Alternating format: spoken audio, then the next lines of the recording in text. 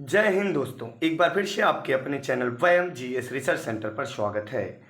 आज है 9 जुलाई। तो 9 जुलाई को बनने वाले जितने भी महत्वपूर्ण करंट हैं उनको हम इस वीडियो में डिस्कस करेंगे। तो चलिए स्टार्ट करते हैं।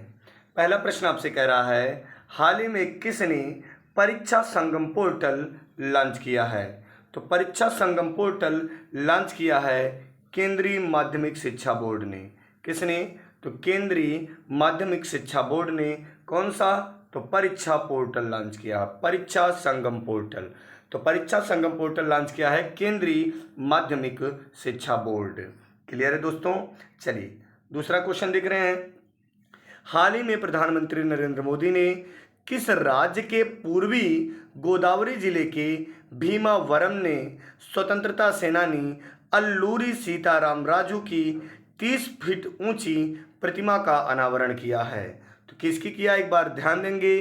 तो भीमावरम में स्वतंत्रता सेनानी अल्लूरी सीताराम राजू। क्या नाम है दोस्तों? तो अल्लूरी सीताराम राजू। क्लियर है ना? तो अल्लूरी सीताराम राजू की 30 फीट ऊंची प्रतिमा का अनावरण किया है किसने? प्रधानमंत्री नरेंद्र मोदी। कहाँ पे? तो आंध्र प्रदेश। क्लियर है ना? तो आंध्र प्रदेश की हम बात करते हैं तो आंध्र प्रदेश भाषाई आधार पर अलग होने वाला भारत का पहला राज्य है जो 1953 में अलग हुआ था। यानी आंध्र प्रदेश कब गठन में आया? तो आपका जवाब हो जाएगा 1953 में। और आंध्र प्रदेश से ही 2 जून 2014 को अलग हुआ था तेलंगाना। कौन सा? तेलंगाना। क्लियर है ना? तो अल्लूरी सीताराम राजू की 30 फुट ऊंची प्रतिमा का अनावरण किया गया है कहां पर? आंध्र प्रदेश। भारत की पहली स्वायत्त नेविगेशन सुविधा तिहान किस आईआईटी संस्था ने शुरू की है? तो ठीक है, तो भारत की पहली स्वायत्त नेविगेशन सुविधा तिहान आईआईटी हैदराबाद ने शुरू किया है। किसने? आईआईटी हैदराबाद ने क्या शुरू किया है? तो स्वायत्त नेविगेशन सुविधा तिहान। नाम जरूर याद रखना, तिहान। क्लियर है? और किसने? तो आईआईटी हैदराबाद ने शुरू किया है। क्लियर है प्यारे दोस्तों? चलिए अगले प्रश्न पे चलते हैं हम लोग। जुलाई 2022 में दक्षिणी सूडान में संयुक्त राष्ट्र मिशन ने फोर्स कमांडर के रूप में किसे नियुक्त किया है? क्लियर है? तो जुलाई 2022 में दक्षिणी सूडान ने संयुक्त राष्ट्र मिशन ने फोर्स कमांडर के रूप में मोहन सुब्रमण्यम को नियुक्त किया गया है। कहां पर? तो दक्षिणी सूडान में संयुक्त राष्ट्र मिशन ने फोर्स कमांडर के रूप में मोहन सुब्रमण्यम को। किसे प्यारे दोस्तों? तो आपका जवाब हो जाएगा मोहन सुब्रमण्यम को। क्लियर है? और पूछा जाएगा कहां पर? तो दक्षिणी सूडान में। क्लियर है? और किसके द्वारा? तो संयुक्त राष्ट्र मिशन ने फोर्स कमांडर के रूप में नियुक्त किया गया है मोहन सुब्रमण्यम को। क्लियर है? आइए क्वेश्चन नंबर 5 देखते हैं। जुलाई 2022 में किस कंपनी ने स्टार्टअप स्कूल इंडिया शुरू करने की घोषणा की है? याद रखिएगा, गूगल ने स्टार्टअप, क्या बोलेंगे? गूगल ने स्टार्टअप स्कूल इंडिया शुरू करने की घोषणा की है। याद रखेंगे आप लोग। तो स्टार्टअप स्कूल इंडिया की घोषणा किसने किया? गूगल। क्लियर है? अगर हम बात करते हैं गूगल की स्थापना कब हुई? तो 4 सितंबर 1998 को। और इसका मुख्यालय कहां पर है? तो यूएसए के कैलिफोर्निया में। कहां पर है? यूएसए के कैलिफोर्निया में। क्लियर है? चलिए अगले प्रश्न पे चलते हैं हम लोग। हाल ही में किसे अल्पसंख्यक मामलों के मंत्रालय का अतिरिक्त प्रभार सौंपा गया है? तो याद रखना आप लोग, अल्पसंख्यक मामलों के मंत्रालय का अतिरिक्त प्रभार स्मृति ईरानी को सौंपा गया है। किसे प्यारे दोस्तों? तो आपका जवाब हो जाएगा स्मृति ईरानी को सौंपा गया है। क्यों सौंपा गया है? क्योंकि जो अल्पसंख्यक मामलों के मंत्री मुख्तार अब्बास नकवी और इस्पात मंत्री रामचंद्र सिंह ने अपने पद से इस्तीफा दे दिया। तो याद रखना, अल्पसंख्यक मंत्री बनाई गई स्मृति ईरानी। क्लियर है? और क्यों? क्योंकि मुख्तार अब्बास नकवी अपने पद से इस्तीफा दे दिए। और यह भी याद रखिएगा, इस्पात मंत्री रामचंद्र सिंह ने भी अपने पद से इस्तीफा दे दिया। क्लियर है?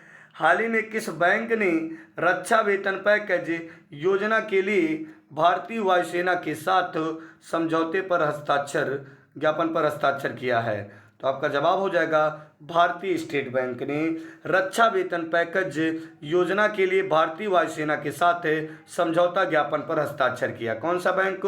भारतीय स्टेट बैंक।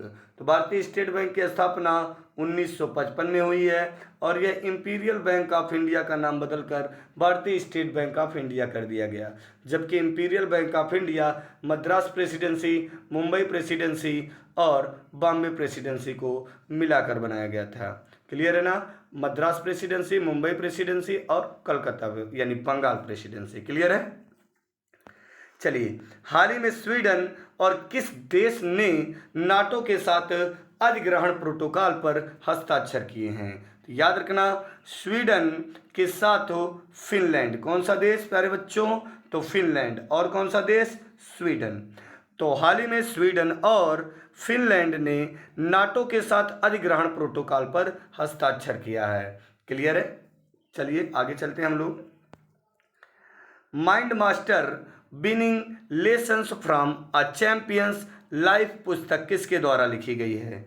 तो याद रखना, mind master winning lessons from A champions life पुस्तक विश्वनाथन आनंद के द्वारा लिखी गई है। किसके द्वारा प्यारे बच्चों?